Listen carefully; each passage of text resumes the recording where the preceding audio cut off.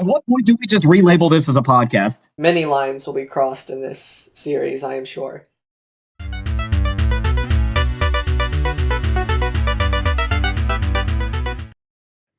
I don't know if this will be able to be picked up on the microphone, but in typical cross-flux tabletop tradition, I'm about to crack the first drink of the night. I did Bam. hear it. There you go, it's official You now. can hear something. What it is open to interpretation. Tis official.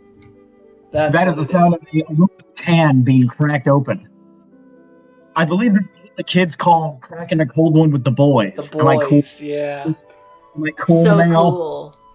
So Man. epic. Guys, the AI called me. He's leaving for Mars. Oh, He's already okay. had enough. Okay, you will ruin that in 3 years.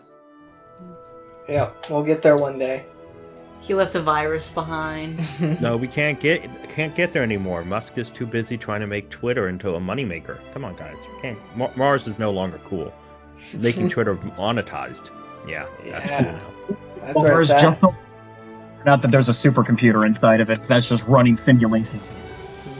Well, we all know that Elon Musk is really just using Twitter as a way to generate enough money to complete his dream of bioengineering cat girls.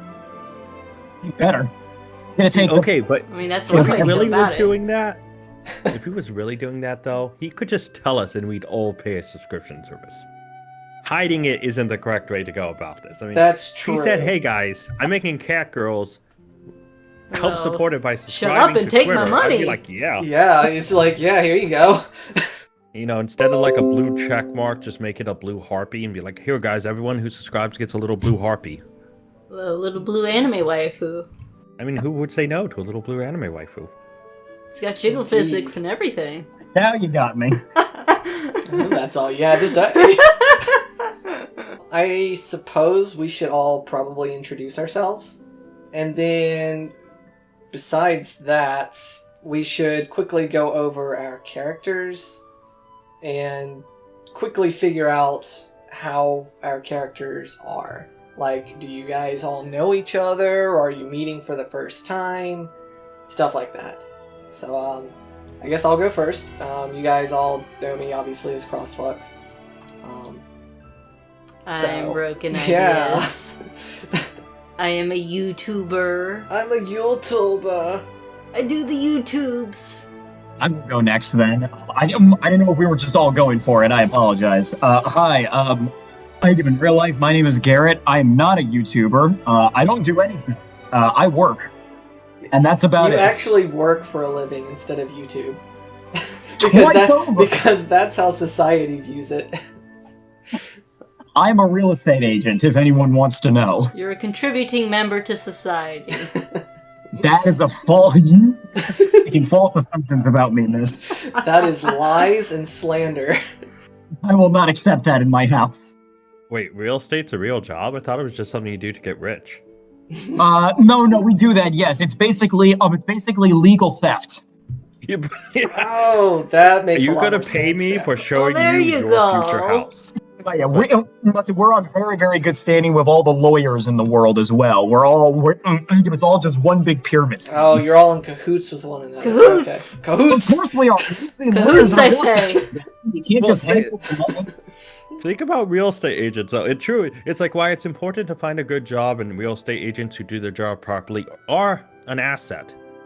You literally have to think of describing it as, is this your house? No, but I'm going to make money for selling it anyways. Yeah, this house, pretty nice. It'd be a shame if I sold it. And then I get a really big straw man to come in and break their kneecaps. So wait, is your job real estate agent or mobster? I got lost in that. What's the difference? True. Oh, I didn't even introduce myself. I just went to the shenanigans. I'm Ball14, aka I like Azure Gaming. I'm on YouTube as well. I do not break people's kneecaps unless they talk bad about my waifu or about my games or about anything I enjoy or love. And I don't sell real estate. I sell people's souls. Thank you very much. Oh, okay, that'll come in handy. Ugh. Yeah, that is pretty useful, though. It's because I'm a ginger. I don't have a soul, so I The get people jealous. that I sell real estate for?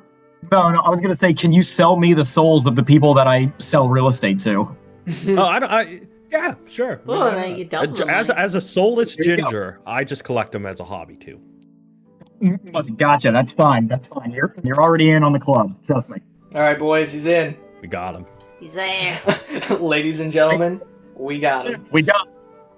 All right, this is gonna be great. I like this already.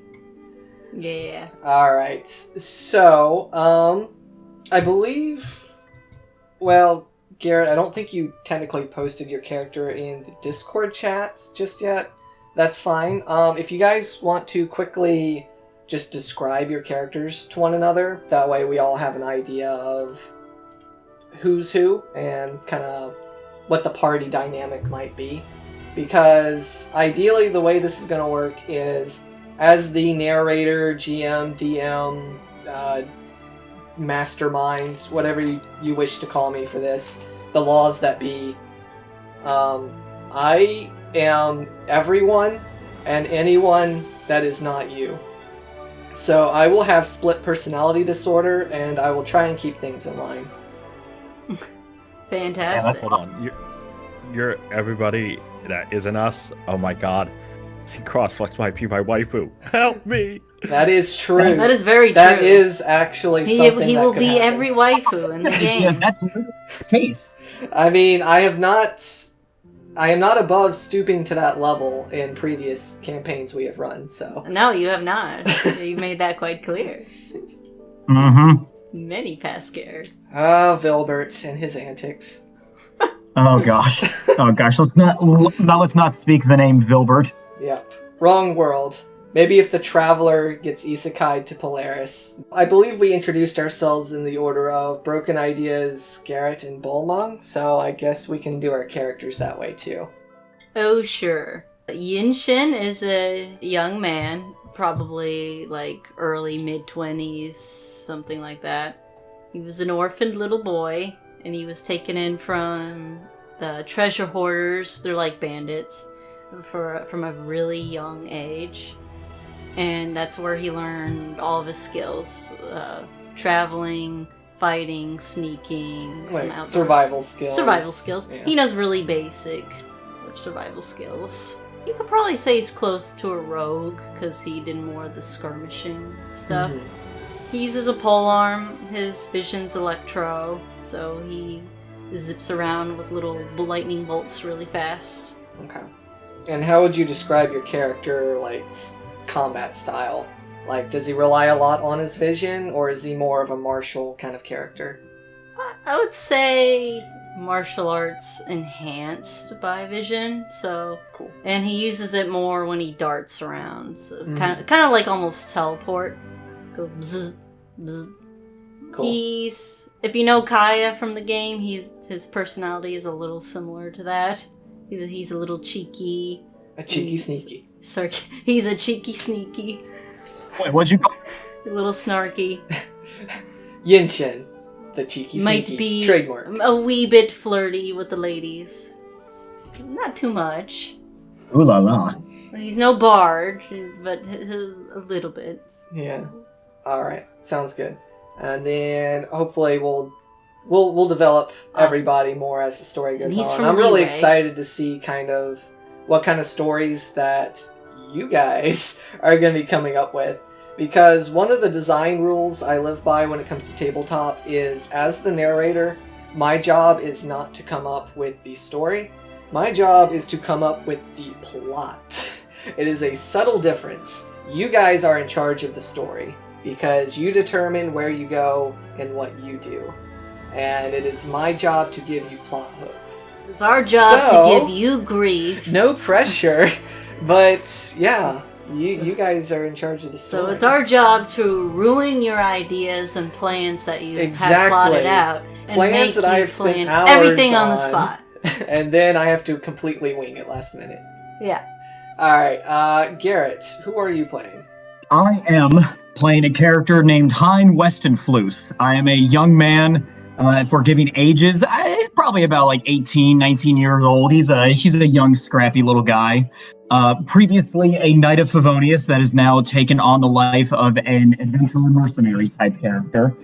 Generally easygoing guy. He doesn't really stress about really anything, but that's just because he's a lazy ass guy. So, he doesn't have much really letting him down in the world. He's kind of more of like a delinquent. Generally just goes about life in any sort of manner he sees fit. Sounds like a This good is drinking buddy. Exactly. There you go. As I'm now, thank you.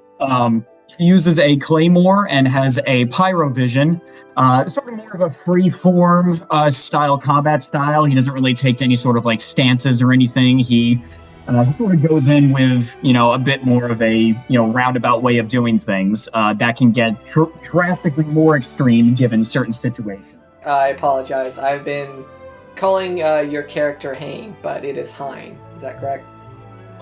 Correct. Yeah. Okay. Like ketchup. Hein. I couldn't tell if it was Teen, Hein, or Hiei, like from Yu Yu Hakusho. Oh, okay. Yeah. No. I think I already have a nickname for your character. We're confused by the first name, and yet nothing about the last name I just mentioned confused you all in the slightest. I don't pay attention to last names. Yinshen doesn't even have one. He's an orphan. I don't think he knows what his original name was. Probably should have mentioned he's from Liyue originally. Yes, from Liyue. Oh, yes. You can probably get into that when your characters know each other.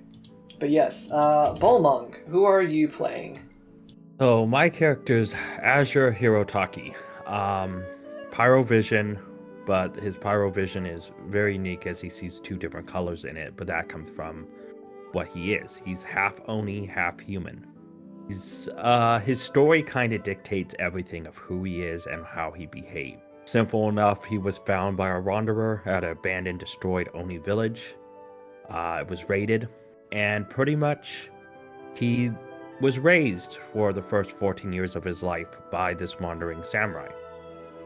And unfortunately, Genroku, who was this wandering samurai at 14 years old, had, while trying to find Azure's family, his surviving grandparents, came across a man in a white cloak and an armored soul. Very armored person who not only slayed his master, destroyed the only mask that Azure has, but now Azure has pretty much only two goals in life: to hunt down that who killed his master and to find where he comes from. A lot of intrigue there. I like that. Yeah. Yeah, he is very much, when I was writing the character, I think I became very much a little into detailed and made it very much a very dramatic, dramatized character who seems to be singularly focused at times. There's nothing wrong with that for this sort of thing. So, Nope. yeah, I kind of like it. I feel like there's a good mix of personalities and a little bit of inadvertent similarities between characters. Kind of, you're all sort of this mercenary, free... We're all kind of wanderers. Wanderer type. So it definitely lends to the whole adventuring thing. That way, I can put you guys in all sorts of situations, and it makes sense. We're all just a bunch of misfits. Yeah. I'm not just a misfit. Nor am I just a nitwit. You're gonna be sued. You can start singing, Yeah, right? immediately demonetized. Yep, We gonna be weren't sued. monetized anyway. Oh, I should note one thing about Azure. I did mention that his master was killed at 14. That was 2 years prior to the start of this, so he's actually 16. Okay. Well, gee, Shin All Shin right. is Well, the Broken oldest Ideas character here. is going to be the old man keeping these young whippersnappers in line. I have to ask, because he is 16, is he still going through that ratty teenager, age phase thing that every teenager goes through? First of all, it's not a phase. Yeah, Mom, it's not a phase. What? But you just don't understand me, Ma. No, pretty much he was never raised in any, like I said, for the first 14 years, he was raised by this wandering samurai and taught how to survive the world. The last 2 years, he hasn't even hasn't had the chance to be a normal kid. It's all about survival and trying to find the two mysteries he has in his head. So, no, he is overly focused.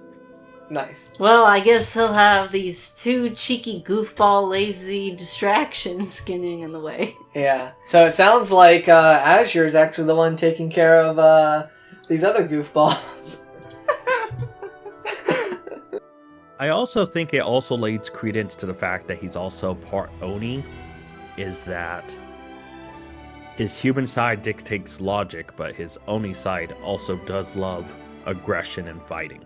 So there are two sides. I know, like we said in Discord, we included music to represent the character. I really did try to show that when he's not in combat, he loves mysteries and stuff with the song I chose, and then with combat, he's very much, I'm going to enjoy every last minute of this. As most Oni do. Yeah, very much so.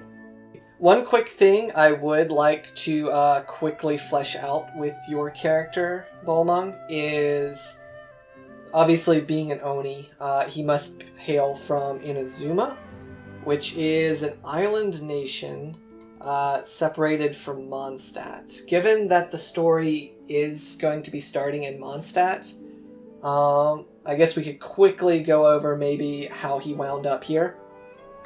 Is it during the Vision Hunt decree? Currently, the setting is going to be shortly after the game's events start. So I will say that the Vision Hunt decree is currently in effect. Yeah, because it was started like a year before the game started. Oh, okay. Yeah. It was something like that. It was either 6 months or an totally year before the something game like that. started. We can kind of help fill in a little bit of lore gaps if you need help, but yeah, just did Azure, take a boat, sneak out of the country, wind up on the mainland, and just eventually wander to Mondstadt? Was he looking for something in particular which caused him to leave the nation, or... Well, I actually think it fits into a story, because in the story itself, I don't want to read the whole thing, but obviously he's found in a destroyed village. The wandering samurai takes him away because they are looking for his grandparents who are hidden with the blue Oni, who settled somewhere that they don't know. Indeed, that's It true. actually says, without going into it, So yes, so it the makes blue sense Oni that they went doesn't to other necessarily realms. have to stay in Inazuma. Yeah, and the fact that the blue Oni left to be more separated, especially this group, would make sense that they went to a different land where they could truly be hidden. We do know the Blue Oni have basically always historically been exiled from more the public image. More so than even the red ones. Mm-hmm. Exactly. So the fact they'd be off island, and the Wandering Samurai probably knows this, like I said, they went on many adventures together for, 14 years. So we're not be surprising that... You've been, you could possibly have been in several of the nations already just throughout your journeys. So it's very much so where I've left personally space in his character, jumping 14 years, jumping 2 years to leave space to have things he could discover about himself, but also that mainly the fact he's been going off of rumors of Blue Oni villages. Anytime someone possibly thought they saw a Blue Oni, he would show up to look. One last thing is, do all three of you know each other already, or do you want to start this session with, you all happen to meet each other and you're meeting for the first time? We are, I think we're all kind of Wanderer-esque. I think it would be a hard stretch to say we all knew each other, but I don't think it'd be a hard stretch to say that we've all heard of each other some way or another. Yeah, at least if we've all been in Mondstadt. Yeah, at least if you've all been in Mondstadt for, at least a little bit of time, you've probably at least heard of each other. Yeah, I take it we're starting in Mondstadt then. Yeah, we'll be starting in Mondstadt. Is it going to be I will quickly go ahead and state the setting is Mondstadt, specifically, I'll say about a month after the game's events have started, which is to say that the Storm Terror thing has just recently been quelled, and Mondstadt is back at peace again. Nice. Okay. So, yeah, I was kind of conflicted about kind of how to handle the backstory to the setting. At first, I kind of wanted to be all like, oh, well, let's just pretend the Traveler never showed up and just do that. But then I felt like, well, all the big events of the game would kind of be an issue. So it would sort of be like, you guys would need to deal with them, otherwise they wouldn't get solved, and then we're just kind of retreading the story of the game.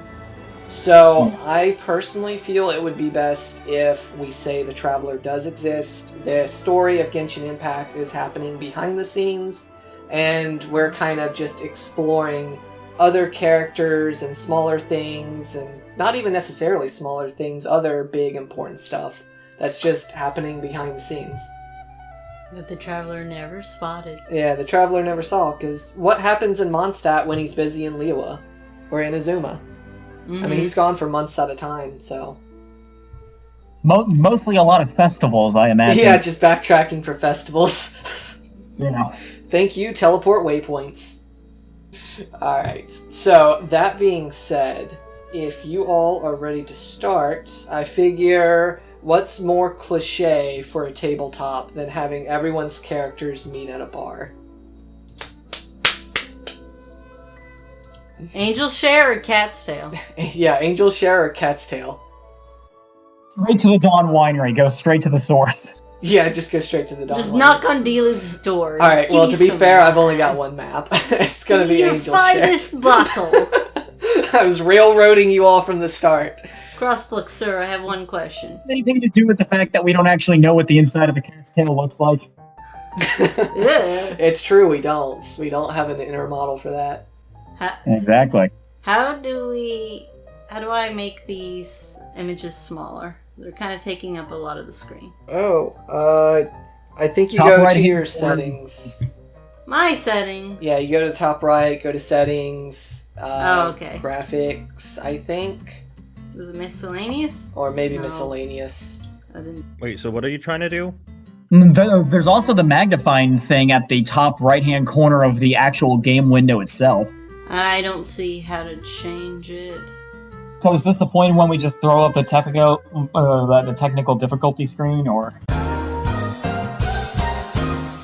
Regular. Oh, I see it, yeah. Yeah. Small. So that way, yeah, less Okay. of the screen is taken up by Yeah, I've got it stuff. small. I shall set the scene. Angel Share is the largest local tavern in the City of Freedom, Mondstadt. That being said, the Mondstadters are known to love their alcohol. As a result, the Angel Share is quite busy most nights, even without the constant festivals of Mondstadt going around. Mondstadt has recently received a bit of peace regarding the quelling of Storm Terror, the once mighty guardian of the region, having been quelled by the mysterious traveler known only as the Honorary Knight of Favonious. Tonight, currently, there are many patrons visiting the bar, and the poor old bartender Charles he has his hands full. Three particular tenants are seated somewhat near each other. That would be Yinshen, Heine, and Azure. The night has just begun.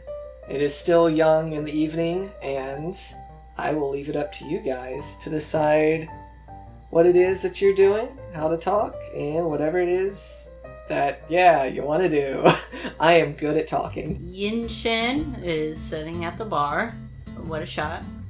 He has a few empty little shot glasses by him. He looks kind of bored. He's kind of just swaying back and forth in his stool. Maybe almost topples over at one point. And he just looks Nice. a little bored. Hein is sitting across the bar from Yinshen, not really paying attention to him, having a conversation with Charles, the bartender, going on and on about particular things. Roughly along the lines of, Charles, listen, I know my status as a knight isn't really there to give me a discount anymore, but these prices are outrageous. Hein, you know I don't have anything to say about that. If I were to give you a discount, there's no telling that I would be able to hide it from Master D-Luke. He'd tan my hide. And then he sinks back into his drink. Azure approaches the bar, goes up to the barkeep and asks him about a rumor about a Blue Oni village hidden up near a mountain nearby. In between serving another glass to a customer right next to where Azure is standing, he kind of looks Azure over and doesn't really recognize his appearance. He seems a little foreign to him, but he still gives a friendly smile and says, I'm afraid I have no idea what you're talking about. Yinshen looks Azure over, notices that his clothes look pretty weird for someone in Mondstadt, much like him, and overheard the stuff about the Oni village. He was like, Oni? Don't those only exist in Inazuma? What would they possibly be doing in Mondstadt? Azure looks at the mysterious figure talking to him. From his cloak, pulls out an Oni mask, flashes it, and says, they're everywhere and nowhere, and puts the mask back in. Yinshen attempts to inspect it with his eyeballs as much as he can before it's taken away, and seems to be pondering something. Azure heads back to the table he was originally sitting at, pulls out a map, and tries to figure out where he needs to go. And glances over in Yinshen's direction, overhearing the conversation, being the distance between them, of course. Just gives the calm remark, you make it sound like that's so weird to see a bunch of different people wander around Mondstadt. It is the city of freedom, after all. You'll meet a lot of characters if you know where to look. That's very true, but Oni are not quite the same. They're more of a mythological creature, if you will. It would be like saying you'd see an Adepti in Mondstadt. Oni, Adepti, it doesn't really matter. As far as I'm aware, we're one of the only nations that has a dragon flying over here. Who knows? Teyvat has gotten quite strange these days. Maybe there could be Oni living here. Charles will take a moment to head over to the table that Azure sat down at, and will ask him if there's anything that he would like to drink. Azure declines, saying that he may have found a location that he believed could be the Blue Oni village. As he prepares to pack up and leave, he makes sure the map is safely stored, makes sure everything's in place as he heads to the door, looks at the two people he heard over talking about the Oni before exiting and waiting outside. As Azure's leaving, Charles will just call after him. Well, I hope you find what you're looking for. If you need information, there's the Adventurers Guild, of course some of the knights here, and then glances over at Heine. Would probably be willing to lend a helping hand. Charles, why do you make me sound like I'm such a bad guy over here? I'm still offering my help to the people. I just charge them. Yes. What a wonderful knight of Favonious. Just like Master D-Luke's brother. Hey, he's a great cavalry captain. He's so good that he doesn't even need any cavalry. Oh, I see the savagery is already flying in this campaign. Good job, GM. I couldn't keep it out for too long. That's true. At this point, Heine gets up from his seat and begins to follow Azure out of the building. Yinshen finishes the last drop of his most recent glass, making sure he got every drop, and then also heads out. Just outside the Angel's Share, you see Azure is still within the vicinity, and that there are a couple other patrons coming close to the entrance to the building. They appear to be adventurers of their own right, and they look to be in a very sour disposition.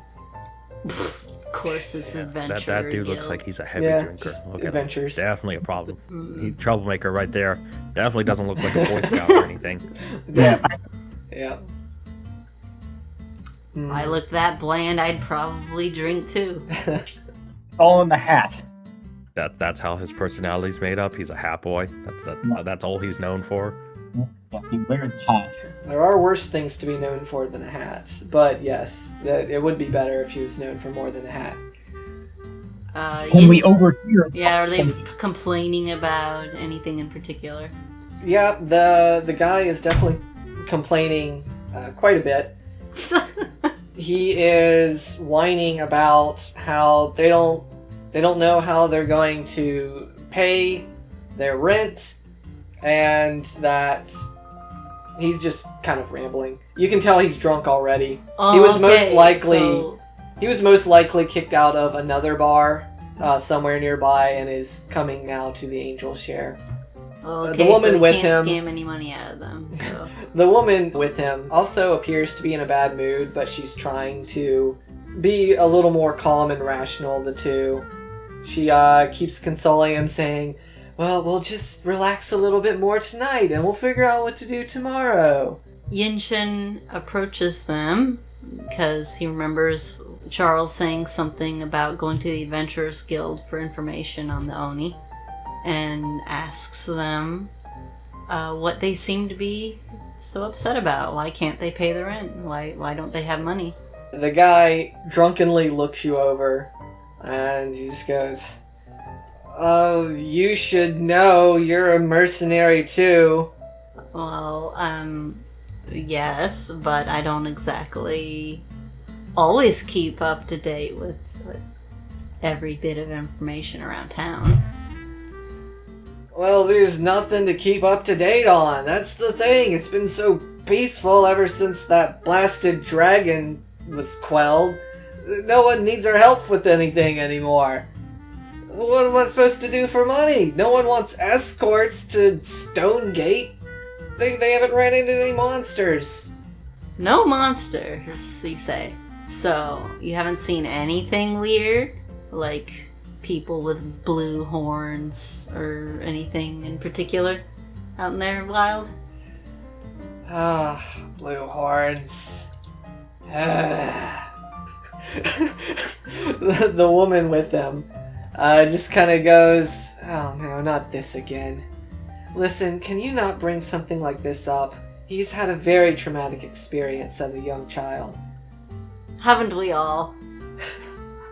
Azure overhears them talking about blue horns, appears, goes up to the Out of man nowhere. and asks him, Just blinks into existence. funny thing about samurai, Indeed. they usually are well hidden. In plain sight. I actually never realized that is a stereotype in most wandering samurai movies, isn't it? They kind of just, they're there. Either that or they flash step in. Yeah, true. They're just like, yo, what? I heard plot going on. What's up?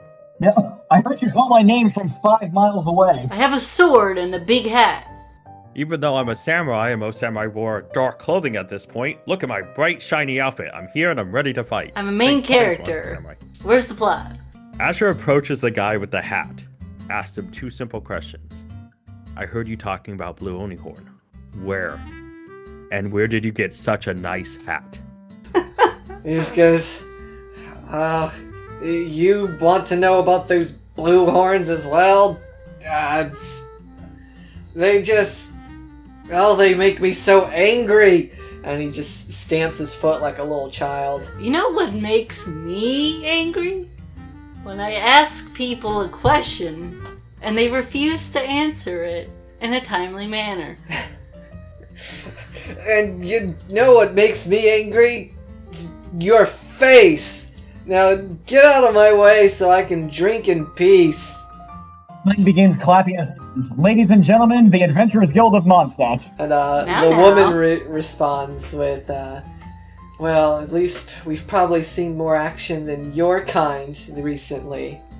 I mean, didn't that wanderer from afar deal with the problem that the knights couldn't? Ah yes, the mysterious golden traveler with floating little fairy. I've heard they've long gone to Liyue though, so I don't think they're going to be able to help you with any of your problems. Well, I guess I'll just have to settle for a drink if you let me pass. As he says, he gets up in your face, and yeah, you can tell from his breath that he's definitely drank quite a lot already tonight. Pew! He just dramatically waves his hand in front of their faces. Is the guy attempting to walk away? Yeah, I mean, he's attempting to enter the tavern. Yinshen grabs him by the back of his collar. This is like, I will ask you one more time. We want to know about these blue horns. Could you give us some information on where you last saw them?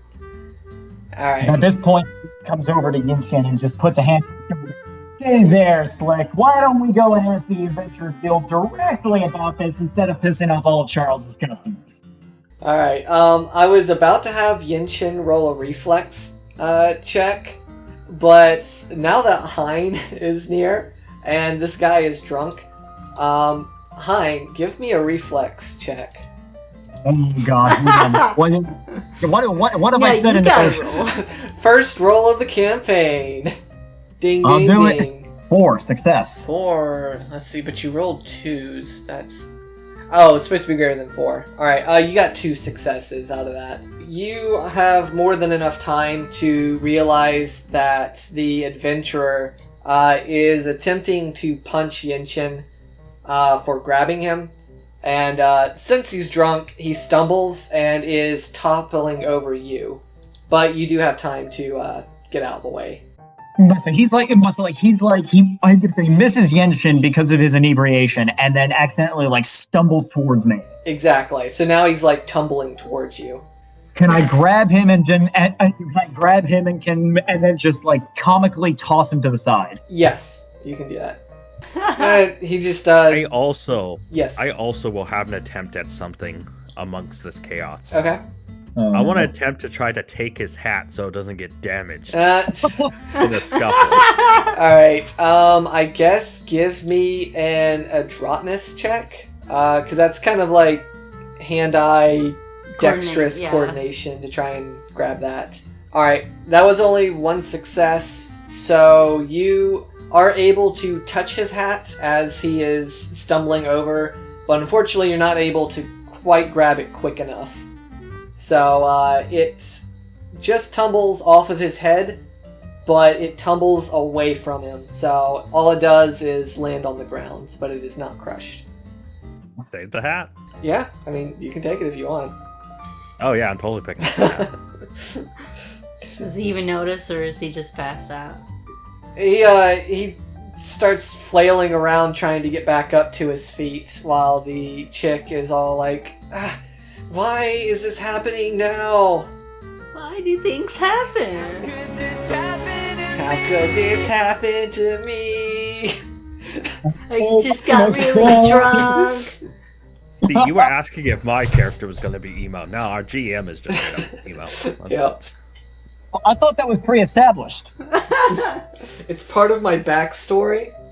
It's part of your lore. The narrator has this horrible backstory. The narrator has the most dramatic backstory of all. Yo, the guy's life is pretty bad right now. I'm saving his hat. Yeah. I'm doing the work of the people here. I'm protecting the hat. The only thing about the guy that stands out. It's the only thing that keeps him from being a generic NPC. I mean, at least the girl character has the bonus of still being somewhat cute, but he's so generically bored with a bad haircut that the hat's his only redeeming feature. Somewhat cute. You must think every Genshin NPC is cute. Well, I'm just saying, I've seen anime and games with some badly made characters. I mean, the dude wouldn't look bad if he had a decent haircut either. I mean, look at him. The barber hates him or something. Yeah. It's Maybe to get rid of that It's like his mom cut his you hair get with a bowl. Okay, so he's on the ground. The hat has safely landed on the ground. The chick is just, I guess the chick is just upset about everything. Yeah, basically. So she's manic depressed, and it's clear this guy's manic angry because he's now trying to struggle to his feet, and he's all like, "Yeah, you shouldn't have picked a fight with me, stranger." And he looks at Yinshen again and is preparing to charge him. Okay, so is he charging or just preparing? He is preparing to charge. You have time to react. Yinshen scoots himself in front of a big barrel and Okay. waits for him to start charging. Okay. The guy starts running at you. You don't even see any weapons. He's just running at you with his fists. He scoots out of the way. Alright. He is not able to react in time, thanks to his good old inebriation, and crashes headfirst into the barrel, which had some apples in it. And so now all the apples are spilling out onto the ground. I imagine we have a crowd of people watching this. Yeah, at this point, you've created a scene large enough to where some of the people on the streets are beginning to take note. Yinshen notices this and walks off heading toward the booth of the Adventurers Guild. Basically, where would that be Catherine, or would that be... To Catherine or the actual, Adventurers Guild headquarters? Let's see, You could go to either one. Let's see, who would be more likely to know something? Well, okay, Traveler always goes to Catherine, so Catherine probably has more information than Cyrus. Alright, so you are actively leaving the scene? Heading to where Catherine is? I state something about how this is getting boring. I'm gonna go talk to Catherine. Okay. Alright, you're able to walk off then. And how did the other two respond? Nobody, the other two as in us? Yes, sorry. Heine and I Azure. thought you were talking about the... Oh, sorry. Actual other Yeah, let's see. How do my characters respond? Actually, that is something I would totally do. You're talking about Hats McGee and Pretty Face over there. Yeah, same. Well, now he's covered in apples. Yeah, now he's covered in apples. Apple boy. So the chick just huffs and runs over to him, tries to pull him up.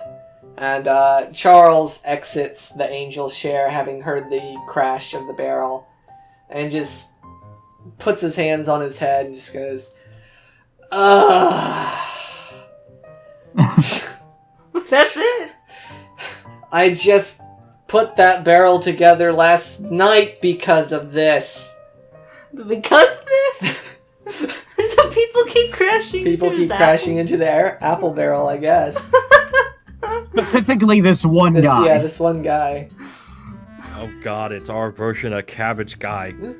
It's Apple Guy. He looks over at Richard, the hat guy, and he just goes, Richard, we kicked you out last night. You know you can't be here right now. And now you have to pay to fix the barrel.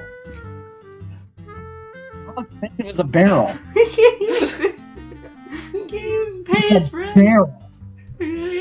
Alright, the chick will offer to pay for the damages, and she tries to convince Richard to leave and retire for the night. I imagine he just stays in the barrel.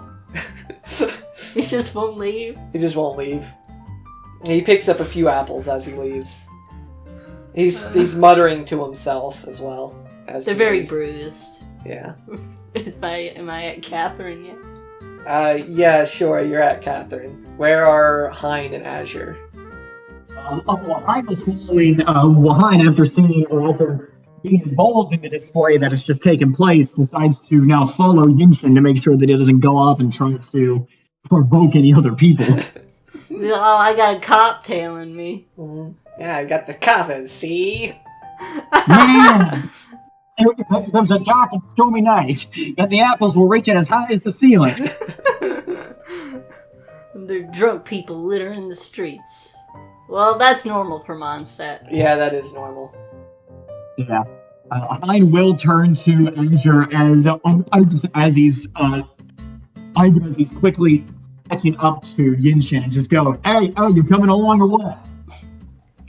Yo, you coming along? Blue Thanks, man? Joey Wheeler.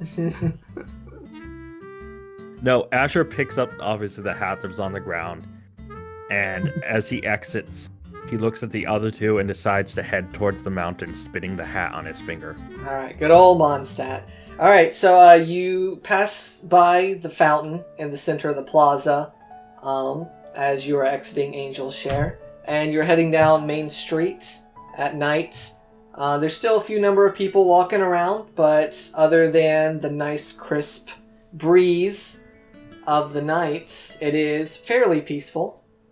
Yinshen stretches a bit as he approaches Catherine and greets her very friendly. Ad Astra Abyssosk. Welcome to the Adventurers Guild. Catherine, I have heard some rumors recently that there are people with blue horns being spotted around. Do you have any information on where you can find these people? She quickly looks you over and goes, "Ah, yes, Genshin, you have assisted us for a couple missions in the past. Let me see what I can find about blue horns." She steps away and starts looking through some paperwork and stuff. What's behind her little kiosk? Yeah, it's behind her little kiosk. While she is looking for that, Yinshen looks around, I guess. okay. I imagine Heine and Azure would have caught up by now, because they didn't leave too far behind Yinshen. Hein is just yawning the entire time. He's just sleepy. We had to get up and walk somewhere. Azure, still spinning the hat on his finger, walks past everyone and starts heading towards the exit, determined to head to the mountain. Determination. Did somebody say determination? Oh gosh, I knew that was coming. You know us too well. We're too Unfortunately. predictable. Hein will gesture towards Azure. And yeah, spiky head, hold up, we'll go with you. Just give us a minute here. She's Azure. Pork. Azure peeks back, still spinning the hat, decides to pick up the pace and continue moving forward. Just want to be seen with these freaks. Alright. As Azure is leaving the city, he is passing by a frantic-looking merchant who is quickly trying to get into town. He appears slightly panicked. As he quickly looks Azure over, he determines from his attire that he is most likely an adventurer of some sort. Frantically runs up to him and says, please, you have to help me. I need assistance. While waiting for Catherine to reboot or whatever, at this point, Yinshen keeps one ear open to whatever this man that is close in proximity to him is saying. Azure looks the man up and down and asks what he wants. My wares, I had to abandon my wares just south of town. I was attacked by monsters. Azure asks him to describe the monsters. They were small, they had masks, they were painted. They were those hilly churls, but they looked weird. They had like blue horns. Blue horns, you say? Azure pulls it. Well, Catherine, I don't think I need your help after all. And he walks over Azure flashes to his the guy mask. and his wonderful mustache. Yeah, dude does have a pretty nice mustache, not gonna lie. Anyways, not admiring the guy's mustache anymore. Azure pulls out his mask and asks if it looks like these. He looks them over and just goes, they're similar, I suppose, but they're probably raiding my stuff right now. Let me find the knights. And, pushes off from you to, get some speed as he runs by. Oh, you're looking for the knights, you say? Well, he pulls Hein closer. Says, here's an honorable knight right here. Is there a badge on me anywhere? It doesn't matter. Can you help me or not? I can pay. Well, look, what do you need help with? Just tell us. Just south of the city, you'll find my abandoned cart. I was ransacked by hilly churls. I didn't pay for any guards. It's been so peaceful lately. I didn't see the point. That's only my entire livelihood. At the prospects of blue horns and Mora, he offers his services to this fine man. Alright, sure, fine, whatever, I'll pay, just... You can find it. You'll see them. There's a whole bunch of them. Very eloquent. Off I go. Well, he's not gonna go back. He can't defend himself. Hein gestures over to the others and is like, alright, my strange companions, what do you say we go help this guy out? Silence, perfect, I love it. So, I believe you guys were heading south out of the city to try and locate this merchant's cargo that's being ransacked by hilly churls. As you guys are leaving south through the city, you're, of course, entering the Starfell Valley. This is normally a fairly peaceful area. considering the Knights of Favonious patrol this area quite regularly. However, it is not uncommon for merchants to pass through requiring hired help in order to get through, because the area is quite verdant and there's tons of resources. As a result, there are several known hilly churl villages. Most of them kind of keep to themselves, but you imagine this merchant probably went off the beaten path if he was actually ransacked so thoroughly. That being said, it doesn't take you too long to find traces of the man running frantically through the woods. If someone wants to give me some sort of check to see how well you can track, let me see what would be most applicable here. Maybe a perception check to see if you have... What's the second one? Perception. Perception. So if someone wants to give me either geography or perception... I have perception at 3 because of survivalist. I also have a geography at 1 because of survivalist, but you know. So that's what, 3d6s? Let's see. Perception, I'm looking at your character sheet. I believe it is 6 altogether for you. Because you have 2 points in it, plus 1 from your survivalist, plus 1 from your wisdom. So that's 4, and then 2 just because you always get a base roll of 2. Alright, so I roll... So, yeah, you'll roll 6 in total.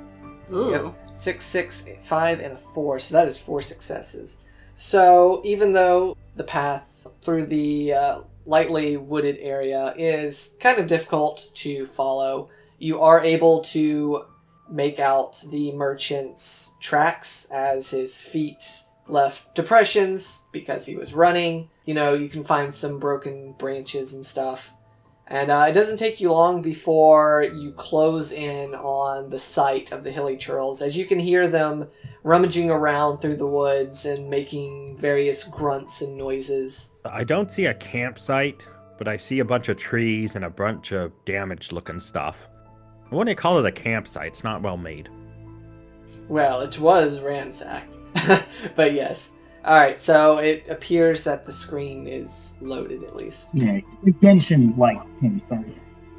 I see hilly churls. Okay. I see something else. I don't know what it is. I see a sleeping bag. I want to sleep in that sleeping Oh, bag. I'm sorry. That's another hilly churl. With the hat or without the hat? Oh, the hat will be spinning on my finger the entire time. While you're sleeping? Yo, you do not know my skills, bro. I am well balanced to keep the hat spinning, and it will continue to spin even as I lay dead. World record for longest spinning unconscious hat spinning. It's like Schrodinger's gun. You know, you don't show it at the start of the scene without it coming back towards the end. Chekhov's gun.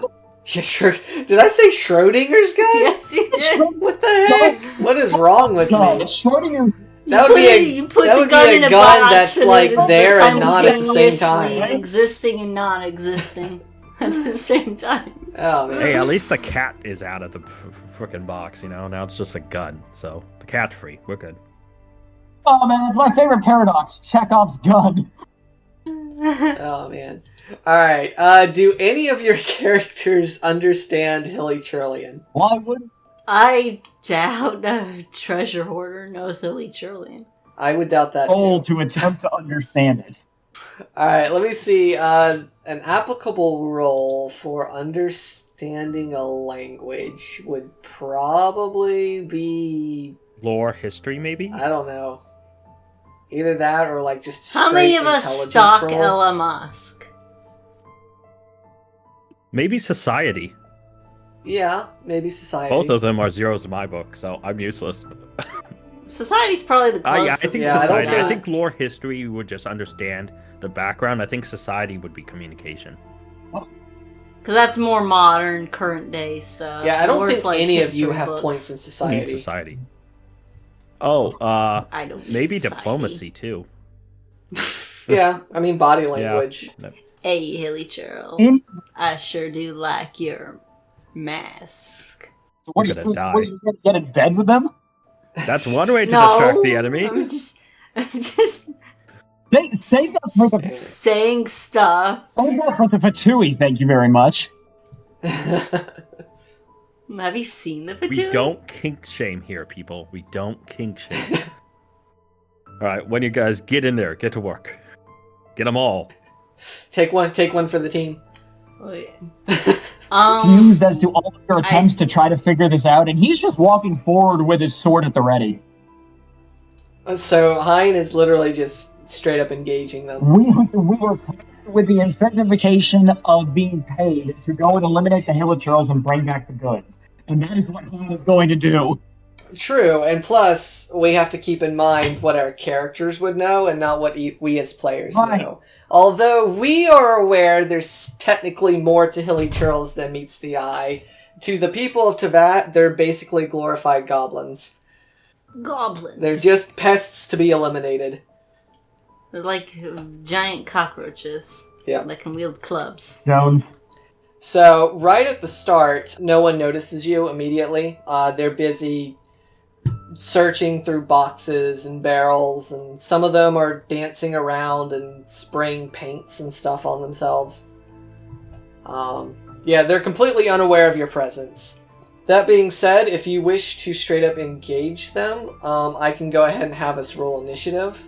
Otherwise, if there's one or two little things you want to do right before combat. But if we're about to enter combat, I'm going to taunt them by just screaming at them. Yeah, I assumed he was just running straight in and would draw their attention. Well, Yinshen's gonna... Casually sauntering up to the camp, with my claymore just, resting on my shoulder.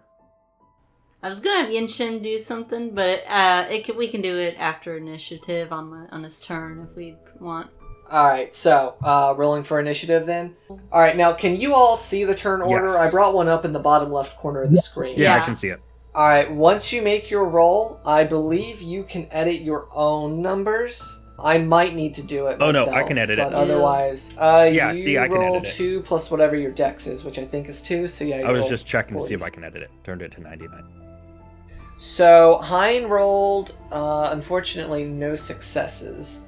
So, you'll have an initiative of 0. Oh, okay. Well, dang. So mine is reflexes. Although, for the sake of story, since you are the one essentially starting combat, I will allow you to, although you will keep the 0 turn order initiative, you will automatically get the first turn of battle. And then, alright. Did I do that right? Genshin, wow, yeah, you rolled really well. You rolled 4 successes. So you get a 4. Okay. Maybe I did get that one bad roll out. And Azure, you rolled... I haven't rolled yet. I have a Okay. reflex of 2. So how many do I roll? Here, just double confirm.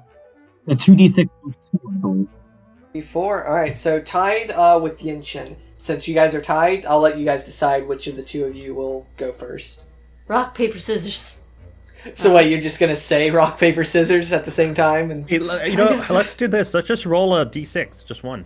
the stage is set. The night Screaming explodes. man can go. Drunk screaming man can go first. Yes. No, I'm only screaming because they're unintelligent mongrels. Oh, I'm sorry. I forgot you didn't drink that much at the bar. Well, I couldn't because I wasn't getting my discount. Yep. It's all Charles's fault. Everything's Charles's fault. Even the Hilly All Charles. I want is drink. Okay, I want to open with a bang by using. I know we don't have our elemental bursts, but we do have our elemental skills, right? Correct. Cool. I'm gonna open with my elemental skill towards this first Hilichurl there, right at the cart. Okay. So let's see. Does this work? Perfect. And abilities there is. Okay. I believe it is a line 3 for your skill, right? Because you shoot like a flaming sort of, like a trail of flames. Correct, yeah, it's basically like heat blasts outward from the sword. Blazing erudite. 3 successes. Alright, the Hilichurl directly in front of you. So it is just short of the other Hilichurl. Just this first one is going to be hit. It has a defense stat of 1 since it has a shield. So it will suffer 2 damage in total. This Hilichurl is immediately taken aback by seeing a flaming sword and a gout of flames rushing at him. He quickly brings his wooden shield to bear, blocking some of the damage. However, his shield is now on fire, and it is flailing about and screaming a lot. Was that all you were doing, Hein? How much stamina does your skill take? I'm seeing 2 stamina. So you have 1 more stamina left, so you can do something like either move or defend or something. You know what? I'm gonna stay where I am. Out in the open. Alright. At least take like the defense action, since it takes 1 stamina. Yeah, sure. Why not? I'll defend. Might as well. Hold up my oversized sword as a shield. Nice. Hey, it works. I mean, If it works, it works. Alright, Azure, you're up. so I will note that since you are still in the underbrush, the hilly trolls are only currently aware of Hein's presence. They don't know that you or Yinshen are also threats yet. So you do have the element of surprise. yeah, I was always going to wrap around. I was going to see how much I can wrap around with my stamina. You should have a base move speed of 5, I believe, is for every character. Okay, so I think what I'm going to do is I'm going to absolutely just use this to reposition Okay. quite a bit. Yeah, I think what I'll do is actually maybe move like here and burn through all my stamina and reposition behind him. Yep, and since you're sticking to the bushes, you should Yeah, remain so it'll hidden be the whole more of time. like a long wraparound. Technically, I'll just be here under hiding. Alright, I would do my stam. sounds good to me. While Hain is busting down the front door, so to speak, Azure is wrapping around the side into a flanking position. How does Yinshen respond during all this? Is this a box about here? Right by the... Yeah, it's about 5 foot tall. It's like a big supply box. Okay. So if you were to say crouch or crawl, they wouldn't be able to see past it. Or Yeah, over I was it. gonna say, Yinshen's gonna crouch his way over and kind of roll up to the side of it. Alright, And, you should be able to reach that with just 1 stamina. Okay, and his vision glows, indicating that he's getting ready to use some vision powers. Ooh. Starting things off with a bang. I don't think he can go much farther right now, so I think he'll just stay where he's at. Alright, so use like the defense action and just pass. Yeah. Okay. The first hilly troll to react is the most brash one, this berserker over here. He's carrying a flaming torch. Oh god. He fight sees fire with fire, huh? Yeah, he sees Hein rushing into battle, carrying a flaming weapon of its own, and it just feels like it can't back down from something like that. It is going to spend its action, first moving 25 feet, and then it's going to use its last bit of stamina to charge straight at Hein. Alright, as it approaches, it attempts to smack you with its club, which will deal 2 damage. You do get to roll your defense action against this. I will.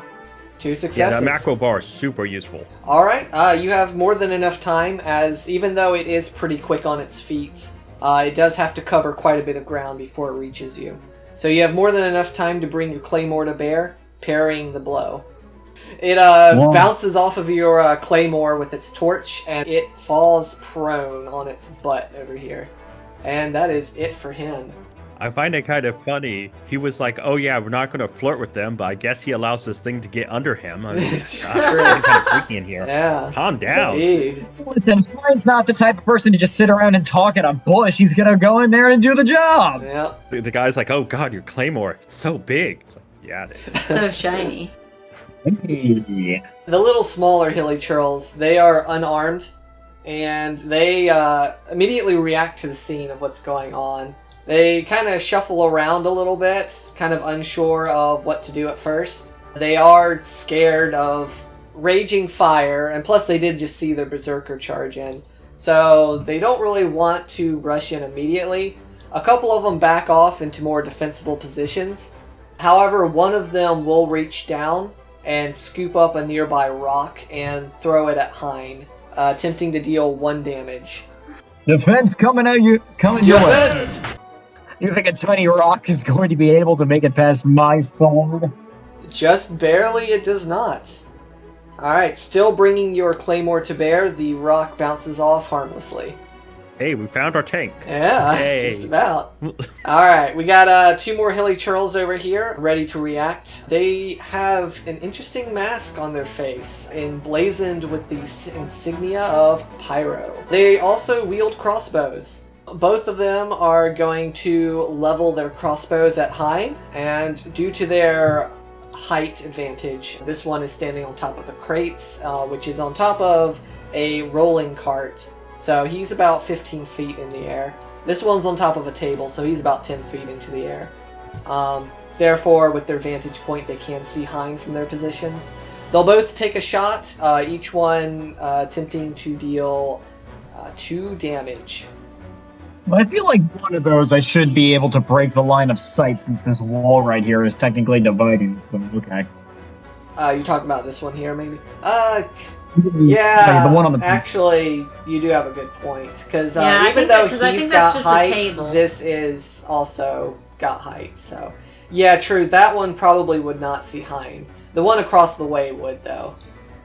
Yeah, just that I one. mean, Alright. This one here is just going to bring up its crossbow then and kind of look in the general direction, kind of waiting for any sign of danger to come into its line of sight. But yes, the one across the way will still shoot its flaming arrow. Alright, and you have rolled 1 success? looks like it. Alright, so you will suffer 1 damage as the arrow grazes past you, singeing your shirt sleeve. No! No, don't mess with an anime character's clothing. Man, my coat is very expensive. It'll be It's magically alright, Tank. fixed We by believe in you, next Tank. session. Alright, and Now, finally, you the think I'm last a hilly piece troll of with shit? the shield. All it is doing is flailing around, trying to put out the flames on its shield. And it is literally spending its whole turn to do that. So it does manage to put out the flames, but yeah, it lost its whole turn. So, goes to Heine again. Is the shield broken or is the shield Is still its there? torch still fire? Or? The shield is still there, but it is very weak. It looks like it could break after a single attack. I can attack it since it's in the tile right next to me, right? You'll have to move up 1 tile. It needs to be right next to you for you to be able to reach it. Dang it. Okay. So you well. can use one of your actions to shift 1 tile instead of like taking a regular movement. That does not provoke any opportunity attacks. Gotcha. I'll do that then and do a normal attack against it. Okay. Alright, I'll let you move up, and nice. 2 successes. Alright, you're able to blast through the shield, almost as if it were made of paper. The shield does block 1 of the damage points, so it has suffered 3 damage in total. So the hilly churl itself is weak. He's carrying a club still, and yeah, his shield just falls apart. Gonna hit it with another normal attack. And normal 3 attack. successes. Alright. That final bit of damage is enough to slay the beast, and it falls over quite dead. Wham! Bam. 1 gone. And that is your turn, I believe. Yes, that's all 3 of my actions. Alright. Azure, back to you. Oh god, this is tough. So I have 2 options, and one makes sense, but another one feels like it might be better in the long run. So I think what I'm gonna do is bend 2 movements to kind of just wrap around this way to still stay kind of out of sight, and that'll spend 2 of my stamina, and then I think what I'll do from there is just use my last stamina to defend, Alright. because at this point Yeah. I can't attack and get close enough in the same movement. So It's taking the slow and steady approach. I like it. Alright, Yinshen, you're up. He'll move about here. He'll sneak up behind this guy. He'll use his elemental skill, the Jagged Spear. I think this is the one that lets him... it's kind a of- line attack. yeah, he kind of bolts through a chain. Yeah, this one inflicts them with, looks like a thunderstruck. It kind of kind of just status goes... effect. This one kind of just pierces through. Yeah, it's like you're literally shooting like a stream of lightning. Like this. So I'll just go dash through these 2 with a big bolt of purple lightning. Again, I don't think you are able to dash through with it. Oh, the lightning bolt will. Yeah, but the lightning bolt will pierce both of them. Since you rolled 2 successes, that means you rolled 2 fails. So if you just want to quickly roll 2 more for me, because if the enemies suffer disadvantage, it's kind of like you suffer or you gain advantage. I just click it again? No, just roll 2 more. 2 more d6. And you can just click base roll, I think. Yeah, you can hit base roll, because base roll's 2 dice. And then that might turn some of those fails into successes. Alright, it looks like it turned 1 of them in. So you got 3 successes in total. Okay. So that's 3 damage to each of them. They don't have any defense, so they suffer the full brunt of the damage. They are immediately shocked and electrocuted. And that means they are afflicted with your Thunderstruck status. How does that work exactly again? It says here in the thing, Thunderstruck creatures are blinded for the duration. The skill blinded. Yeah, because it's like a brilliant flash of light. Yeah, big purple flash. And then, whenever Thunderstruck creatures suffer electro damage, they are deafened. Alright, so you moved and your Jagged Spear costs 2 stamina, so that should be it for you. Yeah, I think so. Alright, the Berserker Hilly Churl. It's noticed Heine move past it slightly. So it tries to stand and cover itself to its feet. This will provoke an opportunity attack from Heine. So you may spend one of your reactions to do this. Now, I believe, Heine, you took a feat that gives you extra reflexes, or extra reactions per turn, right? I did, yes. Alright, so you should have 3 reactions in total. So you get a total of 3 opportunity attacks per, like, in-between turns that you take. Alright, 3 successes. It does have 1 defense, so it will suffer 2 damage as it stands. You want to describe how that plays out? I do the cool guy action thing of not even looking at the enemy, but just knowing that they're coming to get me, and I just swing the sword next to me and it whacks them. Nice. Yeah. Alright, he wasn't expecting that, so he clutches his arm, which is now bleeding from the strike. That means he dropped his torch to hold his arm. He is now setting the ground beneath him on fire and starts stamping to put the fire out, and he retrieves his torch. So that takes his whole turn because he's a moron. That is standard Hilly Churl fashion, if you ask me. It's true. Alright, the other one's here. First off, the blind one, just instinctively not able to see, just lashes out randomly in a futile attempt to fight back at whatever it is that's attacking him. Therefore, he is randomly going to attack one of the 6 tiles next to him. I'm going to start with this top one being 1 and going clockwise 2, 3. So I'm going to roll a d6 and see which square he is going to attack. Okay. 1. Alright, so he randomly flails and attacks the top square. Okay. He doesn't strike anything. So then he shifts 1, knowing that that area is safe, and he tries another random attack. He attacks straight up above him one more time. Once again, striking nothing. That is his turn. The other blind one here is going to do the exact same thing. It's going to randomly strike 5, which is nothing. It's then going to move into that tile, and then it is going to repeat. And once again, striking nothing but a little bit of wood. The other ones are able to react a little more intelligently. They back off and kind of group up together. And they each, well, the 2 on the ground at least, each pick up stones. One will throw at Yinshen, and the other one will throw at Heine. So each of the attacks are going to deal 1 damage, and each of you get to defend. However, since neither of you took the defense action, it's basically just a base roll. So if you'll each roll base rolls for me to see if you block this attack. Genshin does not, so you will suffer 1 damage. Aw, man! Man! Is it the green one? Your health is, yes, green. And Heine is in good shape, able to deflect the attack. Hey. Alright. Alright, once again, the Hilly Churl shooter over there loads a flaming arrow into his crossbow and takes aim at you, attempting to deal 2 damage. Alright, 2 successes. You're able to, once again, block the attack. The flaming arrow bounces harmlessly off your blade. The other one does take its eyes off of this area here, where it was scanning for where Heine was supposed to be. It kind of sees him, barely, but a clearer target has revealed itself, that being Yinshen. Therefore, he is going to take aim and shoot at him instead. So Yinshen, roll a defense roll. Or not defense, the base roll for me. Base roll. 2 successes. Alright, so Ooh. although the rock did manage to ding you, the arrow just barely misses. Alright, moving to the hilichurl with the shield, who is currently dead. Therefore, he does nothing. Back to Hein. Well, I Isn't would there a hope second so. shield though? Is there?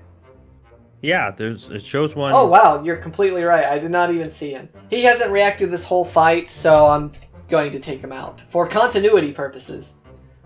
Aw, poor shield guy. Lore friendly. You don't exist anymore. No, wait! And it just evaporates. Thanos snaps to dust. Yo, Turns into Thanos stat ashes. took out 50%. Can we get 50% of the rest of them snapped out too? Please, thank you. Once again, we'll quote our favorite Genshin loading screen. Teyvat has its own laws. That will be our Or hand other waves, shield guy. our hand wave solution to anything weird that happens. Teyvat has its own laws. That's your calling card, is it, huh? Yep. Yeah, poor shield guy. Never got a chance to do anything. He just didn't even get a He name. didn't even, yeah, no, He just stood there and turned into dust. He turned into dust. You know, I'll remember you, Bob. I'm naming him Bob. He was my friend. I mean, at least Hat Guy in the bar had a name. Reduce. I know, God. He actually got some action. Everyone else here got action. Not poor shield guy. He will be remembered fondly. Leave a comment down below paying your respects to Shield Guy. He had a shield! It's not that impressive! Better than dude It who was no longer pretty has a wooden. hat. It's your turn. Yes, My- it is Hein's turn, correct. No trouble next to me dead yet? The one with the shield is. The one next to you has 2 damage on it. And a stick. Oh, And is completely a moron. Does it stick still have fire? Yeah, the I torch want- is still on fire. I want to bonk him. Alright, bonk I want away. to bonk him good. Bonk. I'm gonna do a charged attack on Ooh. him. It has to go to Honey jail. Alright, it has this 1 defense, so it suffers 3 damage, so it's taken 5 in total. It is still alive, but is clearly Oh my in poor shape. How strong is this hilichurl? He's kind of like their leader. He's the berserker. He charges in the battle. He's a skill Yeah, fighter. go tank. He's We the love your tank. boss. Mhm. Alright, charge attack takes 2 stamina, I believe, so you've still got 1 more thing you can do. I'm gonna hit him for a normal attack afterwards. Alright. Is it dead yet? 1 more damage is enough to fell the mighty beast. Does it dramatically you drop may- its torch? You may in describe slow the motion? final blow. Hein gets bored and just simply noticing how weak it is, decides to finish it off by simply taking the hilt of the claymore and even just bonking him on the face. Yep. Falls over, completely dead. I just Yep. imagine the cartoon bonk noise. Bonk. And then afterwards he goes, "For real?"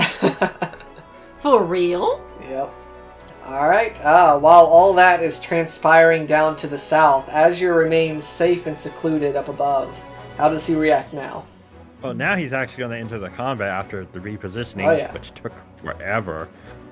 But obviously, he's going to use a movement to like technically get behind it, so it's kind of a waste of a movement, but still, you know. And then now that it's snuck up behind it, it will just perform a normal attack. Okay. So that'll be first because we'll see how it react. Yes. Alright. 4 successes. Oh, The yeah. archer is completely unaware from you as well, so I'll let you re-roll that 1 fail that you have to see if that turns into a hit. Alright, Nope. it does not. But 4 damage down is 1. still quite significant. It was not expecting that, and trips over itself. Therefore, it tumbles 1 level below and is now prone. But man, hilichurls suck. Yeah, they do kind of suck. Here's the situation. I don't think I can reach him for an attack. So I think I have to defend here. Alright, that is reasonable. Alright, Yinshen.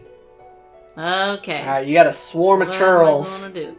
I can't. It's not a good idea to just spam elemental skills. So can I do You could. a charge attack? You can. Charge attack lets you dash, so you could dash through this guy. Yeah. Let me try to charge attack. I like how we kind of have our roles. We have our DPS, we have the rogue and me, and then we have our tank, who's more of bait, but still a tank. If you think about it, just wait until I get my elemental burst, because oh man, am I going to be a glass cannon. 2 more damage is enough to slay the creature. You can describe the scene and reposition yourself how you wish. Alright. I angle my pole arm just right so I can go straight through it. Zippy And zip. then I end by planting my feet in the ground so that I stop dashing. And I look back at the fallen hilly churl. Alright. And it looks serious. More serious than maybe expected of Yinshen. I think I'll stand on top of it. Okay. So that way maybe I can kind of shove the hilly churls away. So you're just gonna hunker down with the defense action? Yeah, on top of the log. Sounds good. I'll just pretend I'm on top of the log. Feeling confident in their overwhelming numbers, the hilly churls charge. You know, One branches like 3 out of to them the died. side, One One goes that way, and the other one closes in. And they all attempt to gang up on Yinshen, who is now a clear target. Also, they don't really want to mess with Heine, seeing as how he's swinging a giant Well, you flame know, I sword just around. impaled through one of their friends and is Go dead. tank!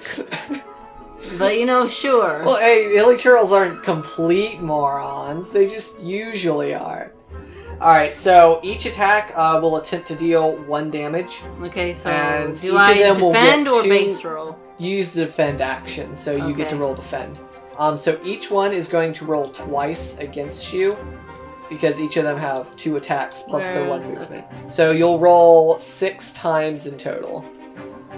Okay. And you one- only take damage if you roll 0 successes, 2. because their attacks deal 1 damage. Okay, is that 6? Alright, that's 0, so that's 1 damage. 6. Alright, out of all the onslaughts, you managed to parry all the attacks except 1. Whoa. So you'll suffer 1 more damage. But you managed to hold them off fairly well, especially considering how outnumbered you are.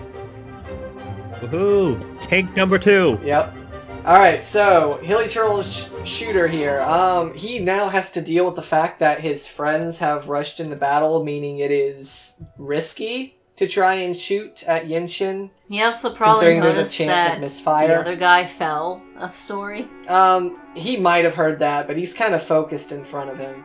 So he will turn his attention back to Heine this time and take a shot there. So Nice. if you'll roll your base roll for me. 1 success, so you will take 1 damage from this. Ooh. Alright, that's fine. Alright. And the other one that was surprised by Azure will stand to its feet, taking 1 of its actions. It will then turn to face the threat and attempt to quickly fire an arrow at him. 1 success. Alright, so in its haste, it quickly fires an arrow, which just skims past you, grazing you. So you only suffer 1 damage. And it's back to Heine. I am. Let's see. It's 5 tiles per stamina, right? Correct. Alright, you have this blinded hilly churl directly in front of you, who has 3 damage on it already. And then you have the group surrounding Yinshen. And of course the snipers off in the distance. What is the health of the blinded Hillaturl in front? I cannot reveal its total health, but you do know it has 3 damage on it. Ah, okay. Well, considering the last Hillaturl I just tried to defeat, I will launch a elemental skill against the Hillaturl in front of it. Okay. Alright, it has no defense, so it will take the full 1 damage, meaning it has 4 in total. It seems to be on its last leg, so to speak. It appears very weak. Its arms and legs are singed from the fire. Anything else? 1 turn left, right? Yeah. Yeah, 1 stamina left. I will guard. Alright, defend again. Yep. Sounds good. Alright, Azure, you're up. So, how much health does the one I already damaged have left? Again, I won't reveal its total HP, but you do have 4 damage on it. So, I think what I'm going to actually do, and this could either be risk or reward, is use my elemental skill to target both of these guys. Ah, they are in a line. A very And nice yours is a line 5, is that correct? Yes. So yeah, it'll reach. That'll reach both of them. So, let's see what happens. 3 successes in total. None of them have any defense. So the first one is completely engulfed in flames, basically evaporating. I'm going to take its whole body off because of that. And the one behind it will suffer the 3 damage.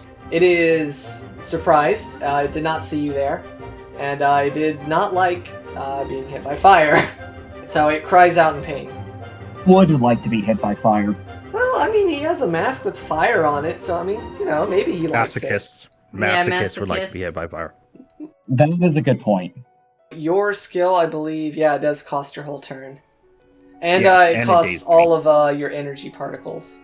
So, yeah, you are... But hey, he has pyro status permanently. Yes, he does have pyro status. Let me see if I have a way to depict that. This kind of looks like smoky flames a little bit. Yeah, it does. That's a kind little of the bit. closest. Reminds me of the Mega Evolution symbol. Yeah, it does actually a little bit. Wait, it's mega evolving? Oh, that's not my bad, good. guys. Becomes a Mitotrill now. Yeah, it's my turn now. I may have cost us. Alright, Yinshen, you are up, and unfortunately your situation does not look too good. I didn't want to spam elemental skills, but if I'm able to do it one more time, I think I'm going to. It's a little risky, but I think I'll jump down from behind the log. Okay, so you will take the move action. Yeah. Alright, that will provoke, again, an opportunity attack from all 3 of them. So if you'll All roll 3, your base attack... My base attack? Or not base attack, sorry, your base roll 3 times. Alright, you are able to deftly maneuver through all of that. Ooh. Okay, I'll just throw my elemental skill at the one in front of me. It should hit the 2 of them. What?! Oh no. Oh, man. Oh no. That's unfortunate. Well, you literally did preface it with, man, I really don't want to use it multiple times. And it kind of seems like the character's like, I can't. Yeah. Alright, so what happens is, although you were able to avoid all of the attacks, you weren't quite able to get your proper footing. So as you land, you quickly turn to try and fire your lightning, but unfortunately your angle was off just a little bit, so you ended up just shooting it off to the side, missing them. Run away! Run away! Alright, it is... unfortunately you can't run, you are out of stamina. Oh shoot. So, I'm stuck. it is now those hilly churls' turns. These 2 here will shift around to try and get into a better position to close in on you. And this one will hover back a little bit and scoop up a rock. So all 3 will aim at you again. So if you'll roll base roll for me 3 more times. Alright, you're able to parry all their attacks just fine, so that's good. Other than that, the blinded hilly churl down here, I think I forgot to control him last time. Whoops. What was he gonna do anyway? Yeah, what was he gonna do anyways? I mean, he was still blinded, so it's like he would have just missed. He might have moved a little bit. Yeah. Alright, either way, I will have him do his random thing again. It is still a 5. So he attempts to move into this area. He's kind of just blocked by rocks. Or not rocks, boxes. Supplies, boxes. And so now he kind of moves into this square. And then he is the most right consistent enemy ever. Yeah, no kidding. But he's just blinded, so he can't do anything. He's just like, alright, I can't see. Now, I have been training for this. This is what I need to do right now. He's hit 4 5s, a 6, and a 3. Yeah, thank goodness those weren't aimed at you guys.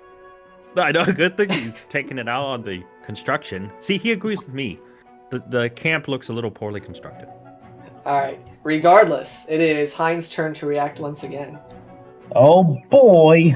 Alright, so I'm going to spend 1 stamina to run up to this guy, and then I am going to do a normal attack against him.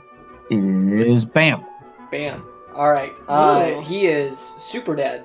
How do you describe that? You know, other than saying that he's super dead. Mega super dead. Super special awesome dead? Yeah, there you go. Then I'm going to... Let's see, that leaves me with 1 stamina. Dang. Yeah, so basically you can reposition or defend. I'll defend again. It's worked for you so far. Basically, yeah. I was gonna I had more stamina. I was going to launch an attack against the one across from me in the opposite direction. But Alright, let's see. I will put this on you to indicate that you're dazed. So, being dazed, you get 1 stamina for each of your turns. So, Yeah. you can do one Well, thing. yeah, defend. Yep. That's reasonable. Alright, Yinshen. Time to redeem yourself. Here. Can I charge attack through this one? Sure. Oh, not to be like ruin stuff, but the guy who's burnt never got a turn. Oh, you know what? Remember when I evaporated He his deleted body? the other one, yeah. Yeah, that was the token that I used to create the turn order. It's just like the sword guy. Once you deleted the second sword guy, the first one, even though he's dead, never got his turn order disappeared fully. I will just, to keep from having to go back in time and repeat stuff, I'll just state that he was so shocked from the fire from Azure's attack that basically he spent Oh, his he's turn. burned. He probably had to roll himself off. Yeah, he had to put himself Stop, out drop, from roll. fire. Stop, drop, roll. Alright. So that was that. Yinshen, yes, you dash through this hilly churl, dealing 3 damage to it and repositioning yourself. So Okay. it is severely wounded. May I walk away now? You can shift 1 tile, or yes, you can move, which would provoke 1 opportunity attack from him. Well, I'm gonna... I don't know. They're gonna get to me no matter where I go. I guess it doesn't matter.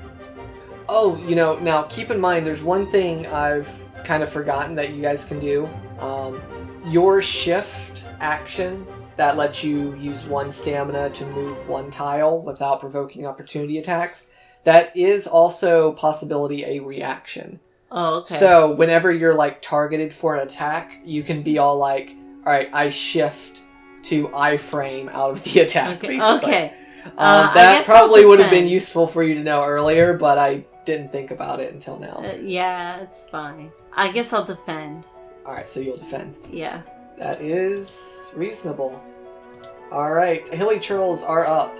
So this one will reposition, and this one will go to meet Heine. Seeing Oh, as how smart. Heine was busy dealing with this one, so it's going to take the opportunity to, in its mind, sneak up on him and attack. So 2 attacks are coming towards Yinshen, so you'll roll your defense roll twice. May I and shift? you can shift.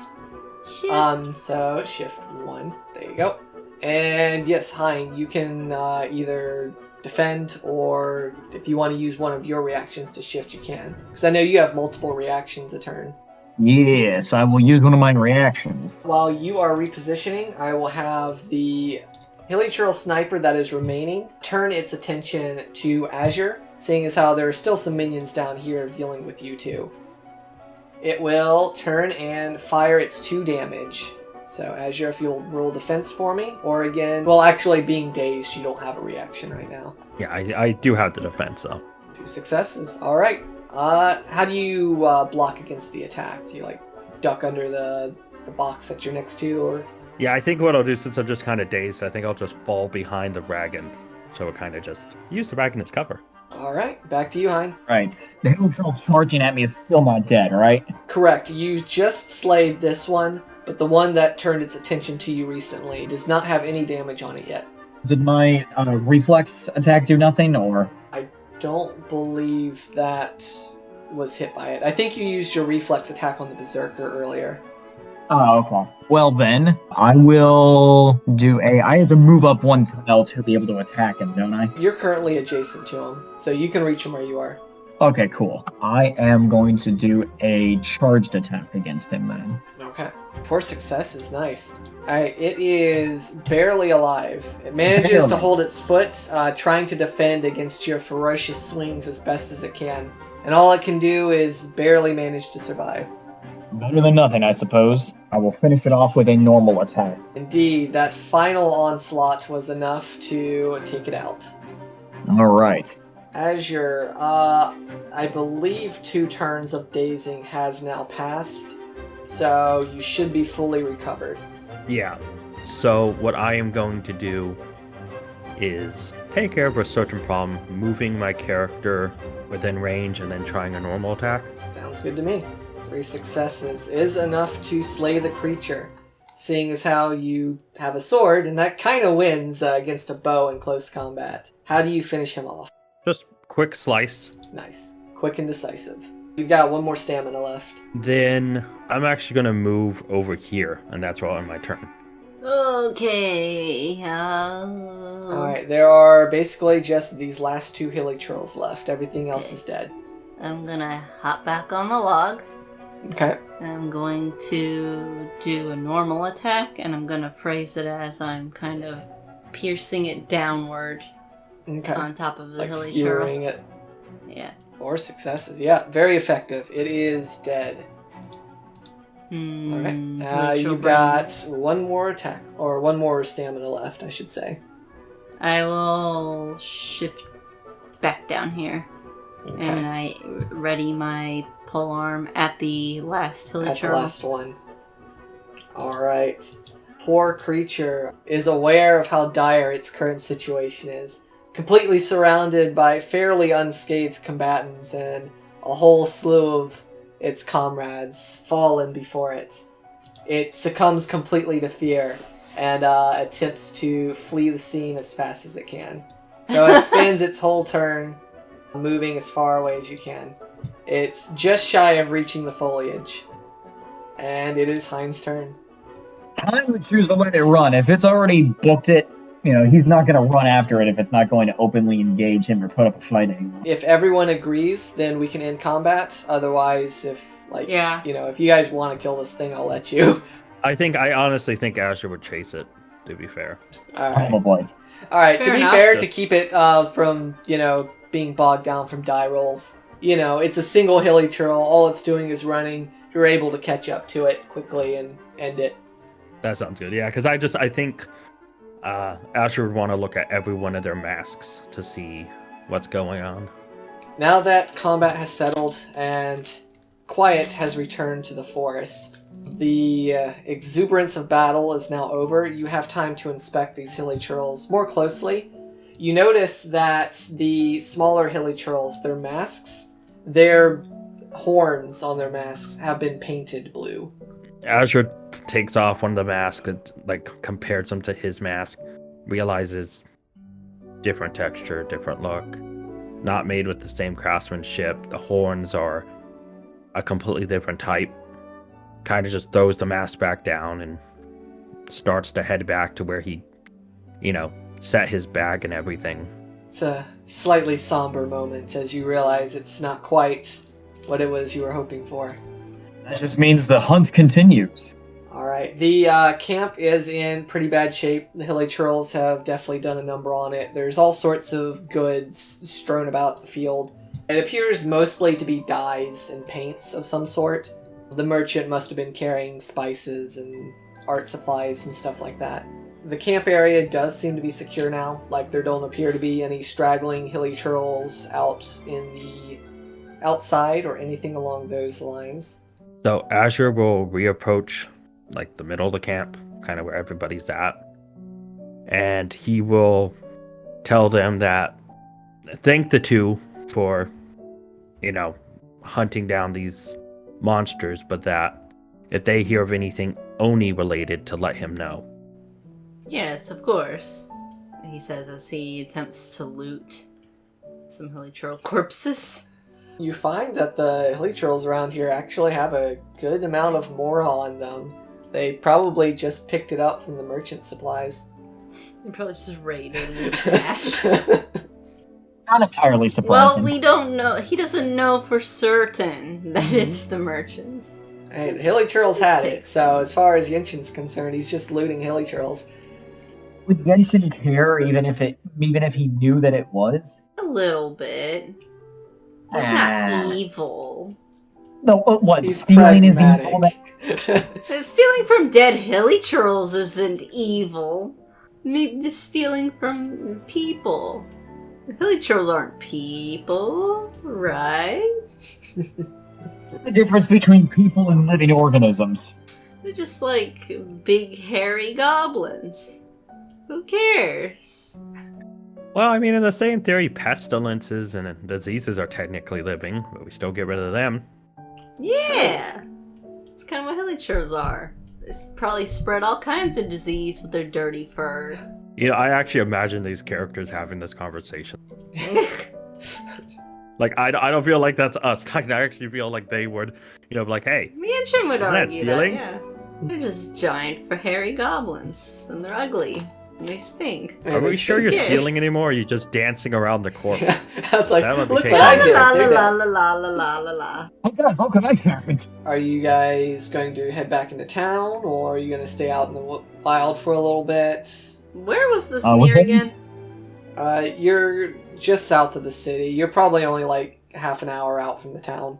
Okay, so So we're you're not kind of that in you're not between, that far from the town. in between Mondstadt and. You're Well, I you're in think Starfell that- Valley.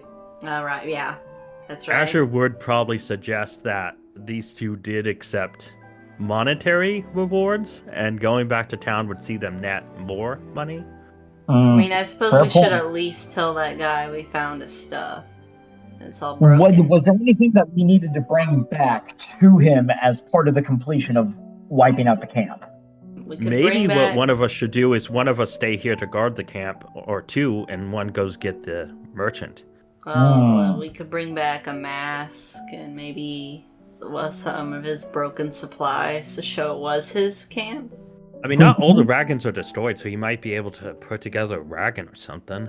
Because otherwise, for all he knows, it's just random hilichurls. So we beat up and said, yeah, we found your camp. Well, I suppose we should at least gather some of the supplies to ensure that they do, in fact, make it back to town at least. Or we can at least help Apple Guy by getting the person to see the damage and telling him he should hire local people to come help him. Could do that. Still keeping the hat, by the way. But are I'll we pick up like a going to- jar of broken spices. Alright, and so Yinshen will head back into town to let the merchant know that his camp is safe now. Yeah, I suppose that won't take too long. Yeah, so Doo-doo-doo-doo. Yinshen is able to head back to town with no issues on the way back. Is it You daytime? report to the merchant. I mean, the fight didn't take that long. And the Okay. night was young when you guys started. So it's Oh, probably late in the evening now. You just like, don't want around me midnight. to take a pigeon detour. Yeah, I don't want you goofing around with pigeons just yet. Big deal about these pigeons, huh? Once you make it back to town, you'll see that the merchant is waiting kind of near the south side of town. There is a small platoon of Knights of Favonious with him. And as you approach, you overhear them saying that, you know, they're on the case and that they're going to investigate. Okay. But the merchant will see you as you approach as well. Okay, I approach and I show him his goods that are all busted. And I tell him about how ultimately it was just hilichurls. They just had some weird paint on their masks. As far as we could tell, anyway. He'll thank you, and he's definitely very relieved that his camp is safe. So he'll tell the knights that he just talked to that I no longer need your services, boys. You can tell he has a different air about him now that he knows he's safe and not in danger. And he'll ask that you escort him back to his camp so that he can gather the rest of his supplies and take them back to town. Okay, on the trip back, I tell him that, yeah, you should definitely, hire bodyguards on his next trip. He said he will strongly consider it. Okay. Alright, he makes it back to camp with the rest of you all. So now everyone What's is up? here together. As soon as he gets into the camp, he just goes, "Oh, my beautiful spices. How could they do this?" Heine would elect to just chime in at that moment. Well, don't be all too surprised. Any merchant traveling out there would have had some kind of protections just sitting bait for these guys. I suppose you're right. He kind of straightens his tie and tries to maintain some semblance of dignity. He goes, "Well, I suppose you did your job. I owe you a reward." And so he reaches into a coat pocket and hands you each 1,000 mora. 1,000 mora! Oh! Yinshen counts every last coin. Oh god. Make sure it's real.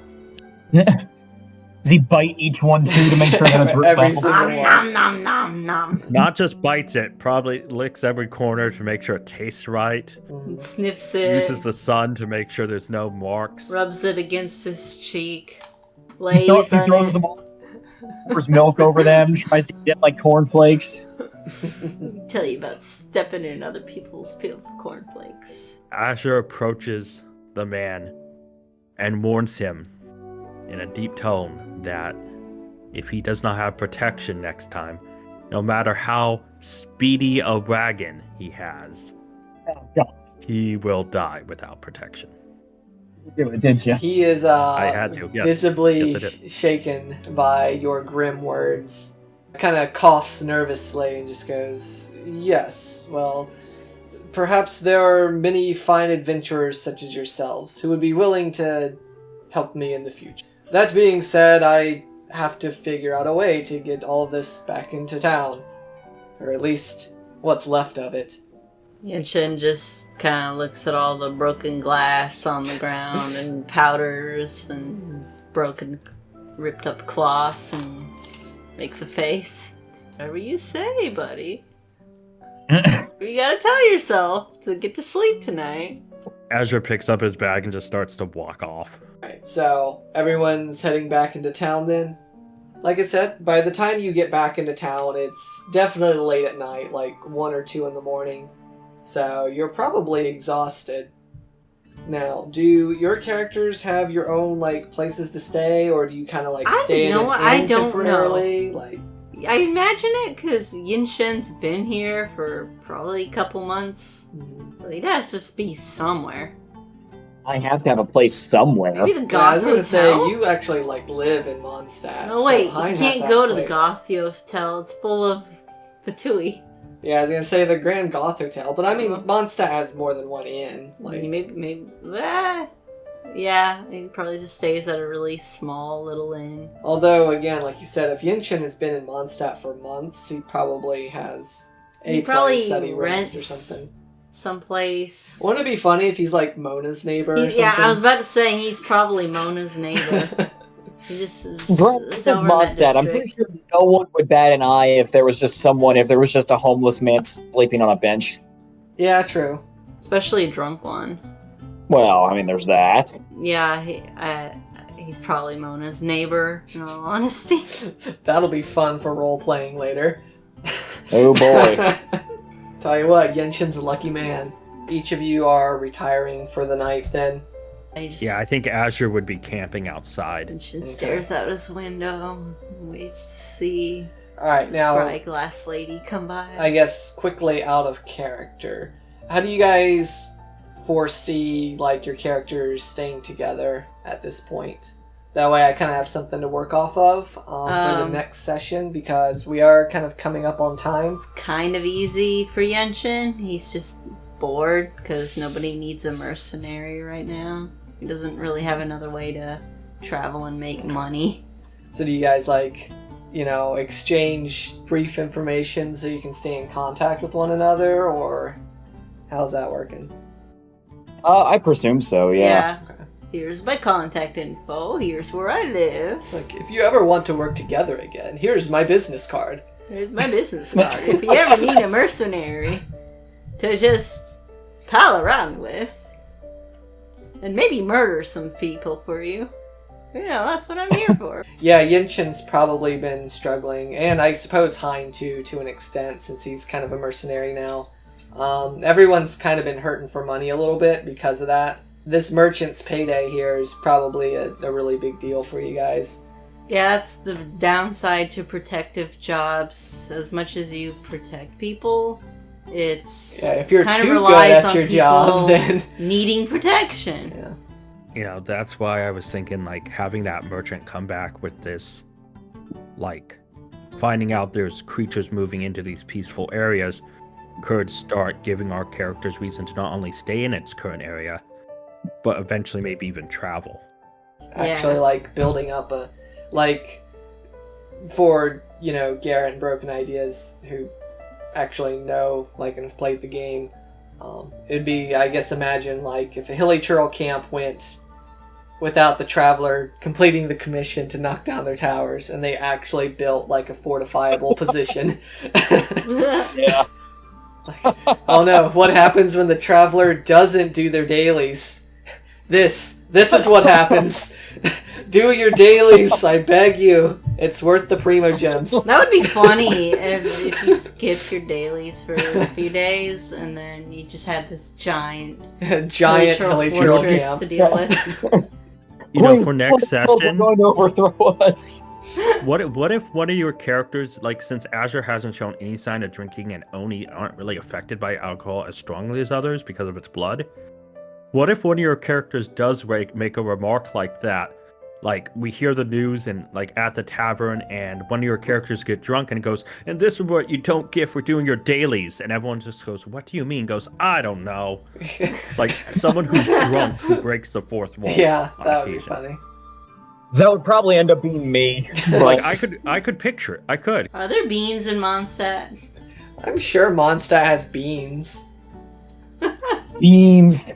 Yeah, that's something Azure will have to watch out for, the beans. Yeah, that is one thing. Is Azure? I You didn't only say have this. Oni. Is he still affected by beans? No, Azure is not. But the Wanderer is a samurai who's been to places but doesn't know all the things. So his knowledge, Azure's knowledge, is much. And this will play on as the adventure goes. This is why I'm saying his personality will be very limited early on.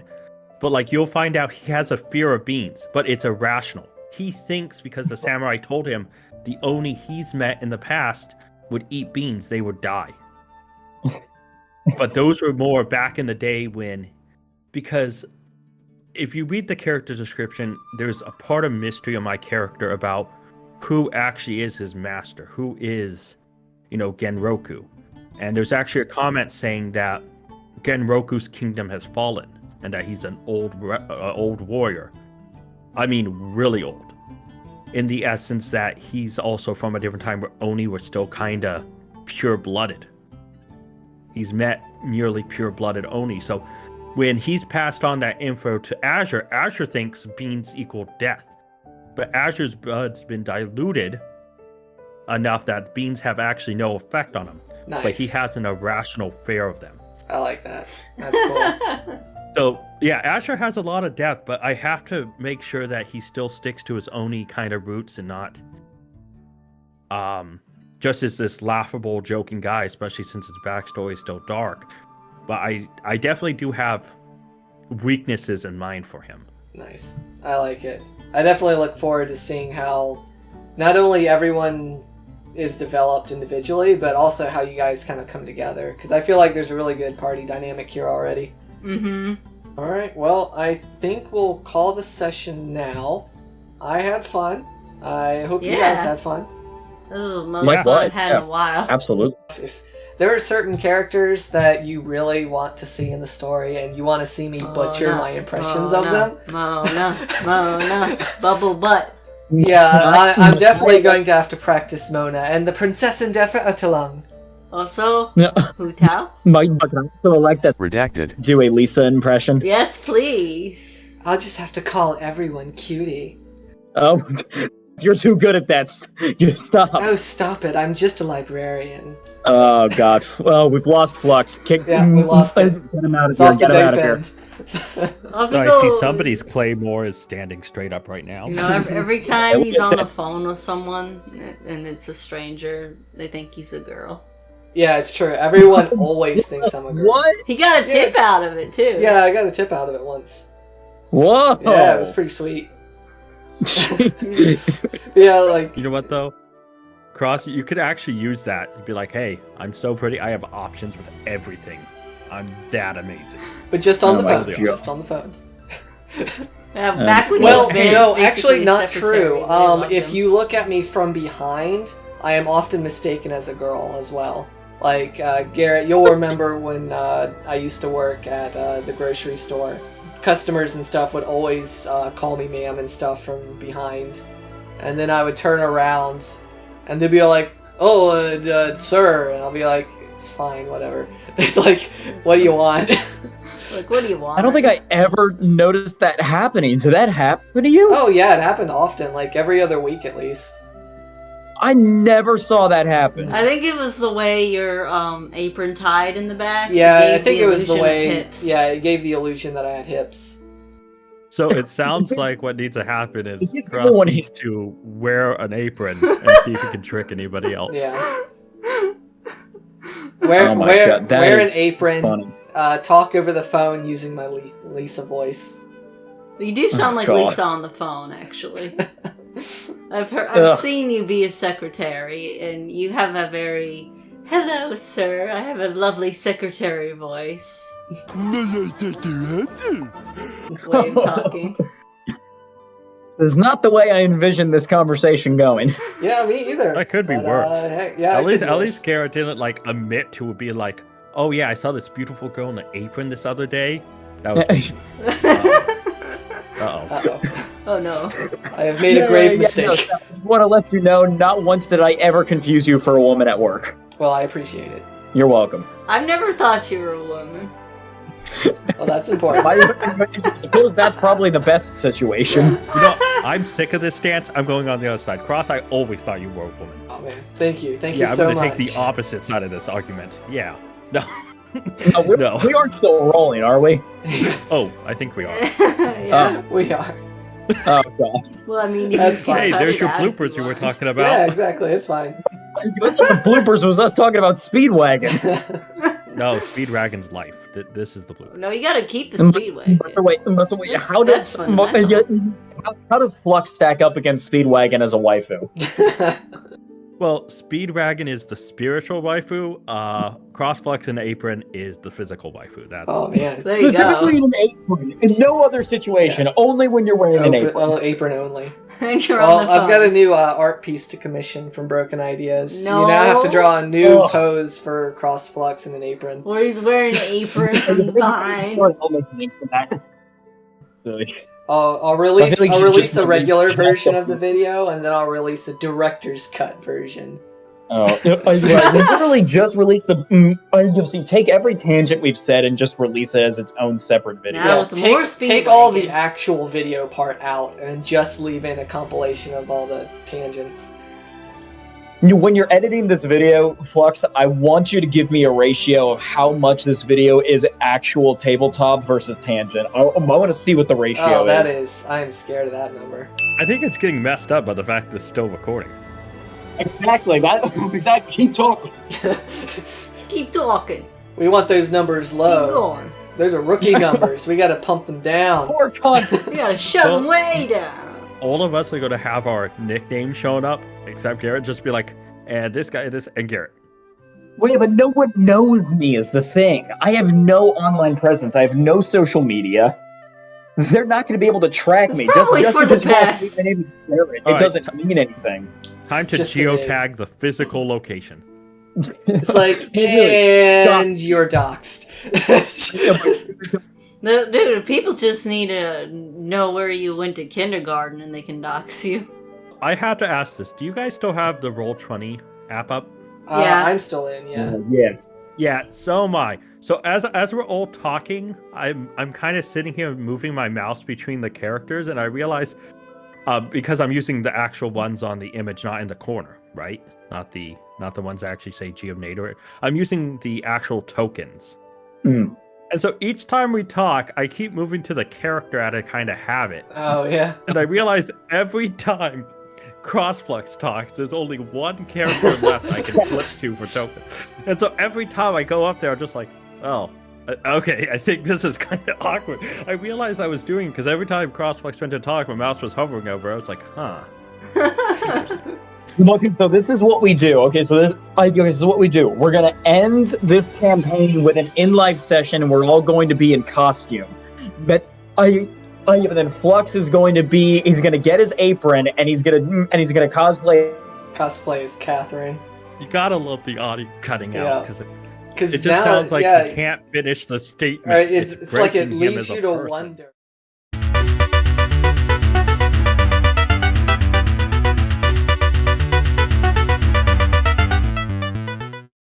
Is this the blooper section that's going to go in at the end of the video? Yeah, I don't know, man.